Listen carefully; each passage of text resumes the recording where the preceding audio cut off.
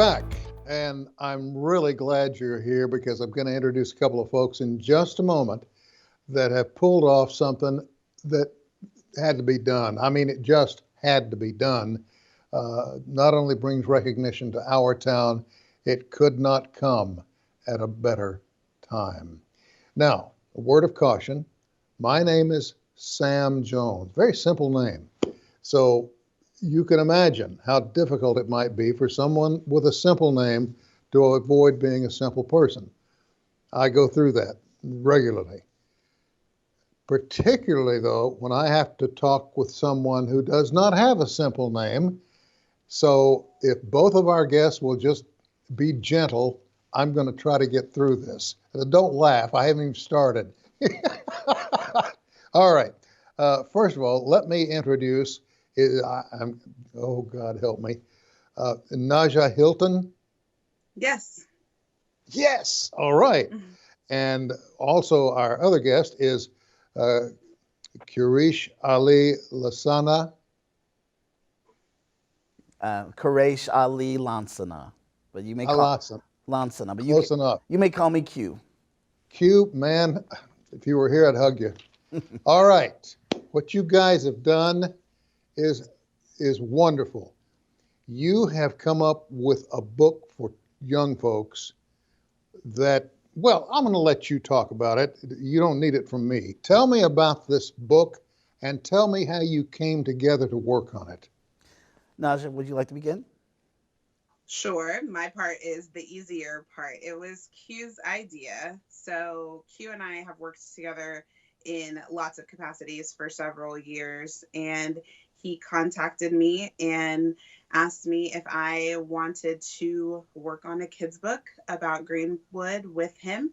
And I said sure, because most of the time, 9 times out of 10, when we decide to do a project, it turns out great and fun. And I've not done a kid's book before, so.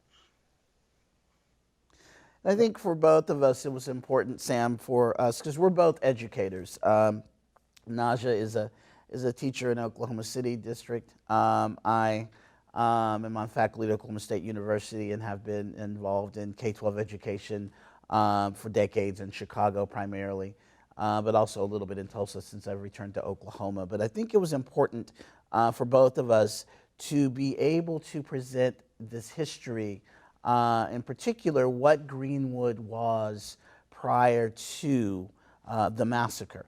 Understanding that the district was, for a time, one of the most, if not the most, economically vibrant, independent black communities in the world pre-Tulsa race massacre.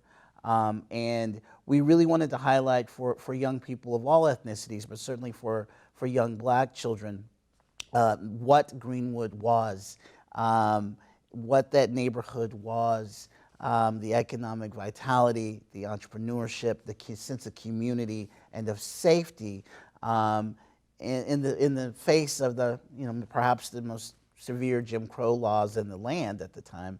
And to show and to have a very girl-forward focus, because there aren't enough lead girl characters or female characters of color in books, in my opinion. And so we wanted to present the district in all of its vibrancy through the eyes of an 8-year-old girl child, and that would resonate with children, particularly in that 3rd grade to 6th, 7th grade range. Tell me about Opal Brown. I think Opal is inquisitive. I think she is a little mature for her age because she wants to be like her brother Sammy, who runs the newspaper, not runs the newspaper, delivers the newspaper. I think she cares a lot about her community, about her parents and their ability to rely on her, their ability to trust that she is going to uphold the values that they've instilled in her.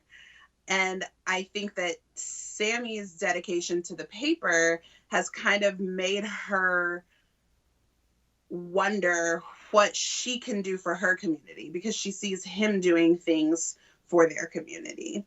I think she's just right on the brink of trying to figure out what she's going to do to contribute to this district that keeps her safe, this district that provides everything that she needs, this district that takes care of her, that makes her safe, makes her happy where her friends are, where her people are.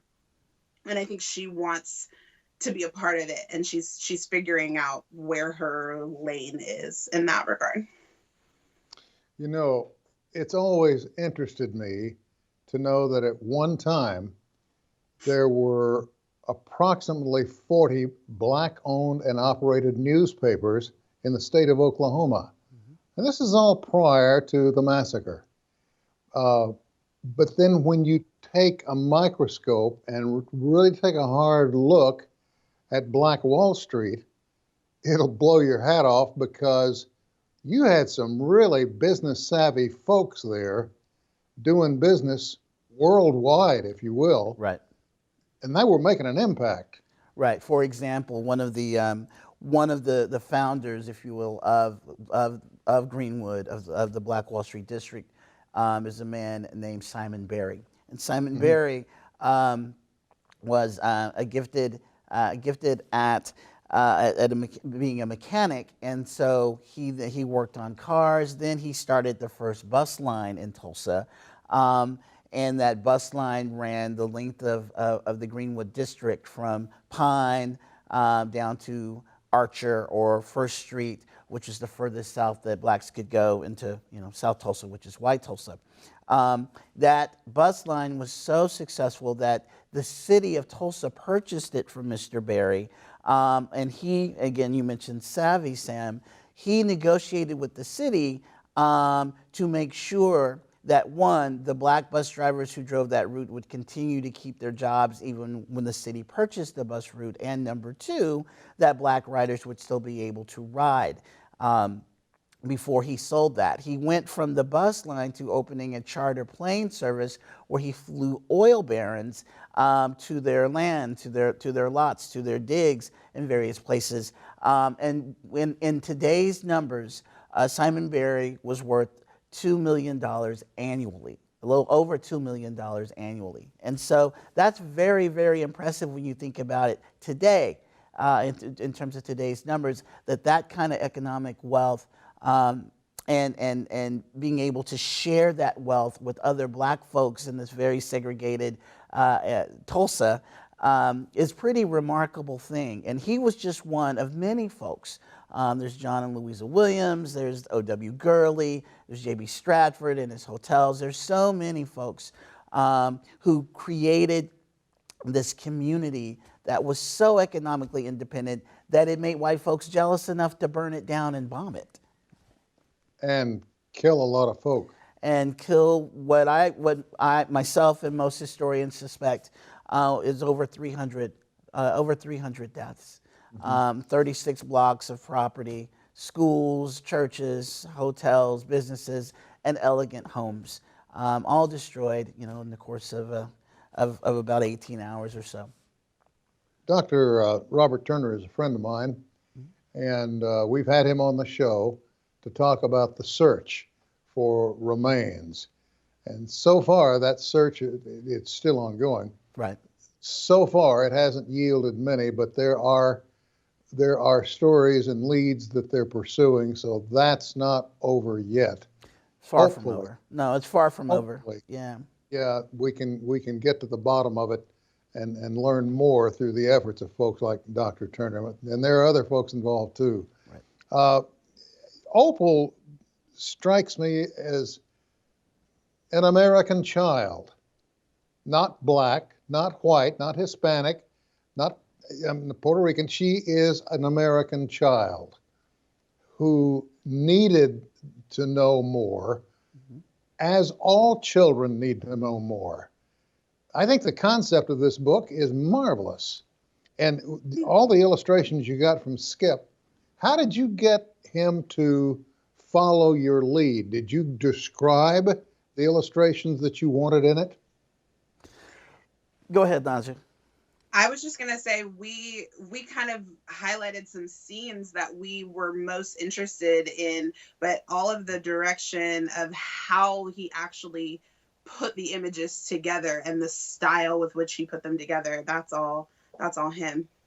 Right. I mean, so what we wanted to do is certainly highlight the many different, showcase the many different businesses in Greenwood at the time. So if you open the pages of this book, right, you'll see that there are many different, actual businesses. Like you mentioned newspapers, Sam. Here's the Tulsa Star office, right, which was the office of A.J. Smitherman's very important newspaper of the day in Tulsa. And so we created these, we put the landmarks in the book and in the story, I should say, and Skip just took it from there. The photos that he used in these collages are historically accurate photos from the district from that period.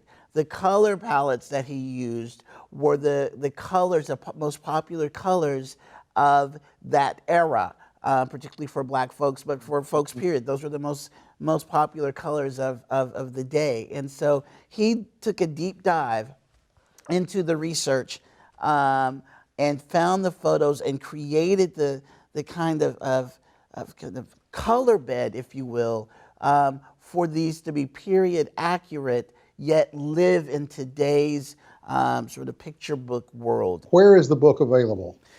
It is available on the Calliope Group website. It will be available at Fulton Street Books in Tulsa, Magic City Books in Tulsa. It's available on the usual online suspects, Amazon, and so on and so forth.